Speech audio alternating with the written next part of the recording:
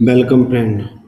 हम इस वीडियो के माध्यम से आपको human touch SEO blog outline generate free tool के बारे में बताने वाले हैं। दोस्तों, सबसे पहले तो मैं बताना चाहता हूं कि आउटलाइन क्या होती है। आउटलाइन एक किस्म का ब्लॉग पोस्ट बनाने का एक रूपरेखा कह सकते हैं, जिसमें H1 हेडिंग होता है, सब हेडिंग होता है, H3 होता है, FAQ होता है और निष्कर्ष होता है। ये तमाम चीज़ें आपके यदि ब्लॉग पोस्ट में हैं तो वह एसईओ ब्लॉग बन जाता है। तो सबसे पहले ब्लॉग पोस्ट लिखने से पहले हमें SEO blog post outline generate करना ज़रूरी होता है।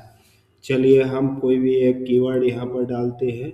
आप इंग्लिश हिंदी जो भी मूड का है बना सकते हैं। चलिए मैं जैसे ब्लॉग आउटलाइन मैं इस टॉपिक को यहाँ पर डालता हूँ क्यों ब्लॉग आउटलाइन के बारे में मुझे जानकारी चाहिए। ठीक है, अब इसको मैं हिंदी मोड में कर सकता हूँ या इंग्लिश में। चलो मैं हिंदी में करता हूँ। कीवर्ड डेंसिटी इसका 2% कर सकता हूँ। अब देखिए यहाँ पर ये Meta title blog outline complete guide, तो यह आपका मेटा टाइटल बन गया है। मेटा डिस्कशन और ये आपका यूआरएल के लिए है।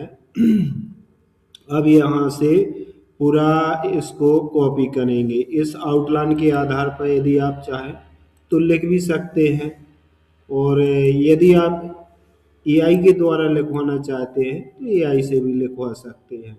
अब यदि आपको स्वयं लिखना है तो सबसे पहले इसका अच्छा अपन एक टाइटल बनाएंगे, फिर इसके बाद में इसका प्रॉब्लम परेशानी सॉल्यूशन क्या है इसका इंट्रोडक्शन देंगे।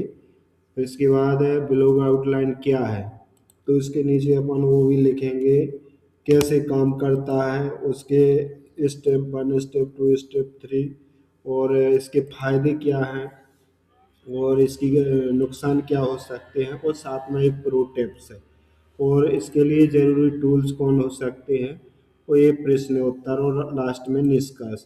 चलिए मैंने ये आउटलाइन को कॉपी किया। ठीक है, अब मैं यहाँ से आउटलाइन को मैं यहाँ से इसको कॉपी करता हूँ और मैं आपको लिखवा के बताता हूँ।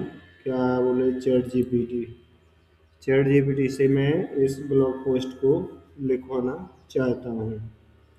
चलिए मैंने वो आउटलाइन थी जो ये वाली, यहीं से डायरेक्ट आप कॉपी कर सकते हैं। कॉपी करने के बाद आप यहाँ पर पेस्ट करें।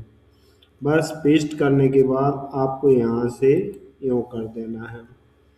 अब ये आपका ब्लॉग पोस्ट इस आउटलाइन के आधार पर बनाएगा।